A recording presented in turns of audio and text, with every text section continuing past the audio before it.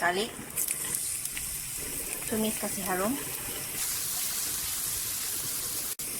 Masuk carrot, kacau sampai lembut.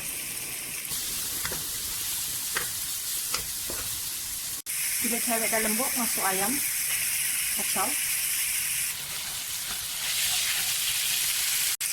Masukkan kicap manis, chili sauce, oyster sauce, kacau.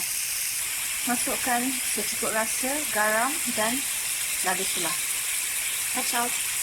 Masukkan chili flakes, depends pada kepedasan, kacau. Masukkan sedikit air rebusan noodle, kacau. Masukkan minyak bijan sedikit, depends on kesukaan, kacau. Masukkan our air dried noodles, kacau sebati. Masa ni rasa kalau tak cukup garam atau apa, tambah sekarang, gaul. Lepas tu kita akan masukkan telur dan kita akan kacau.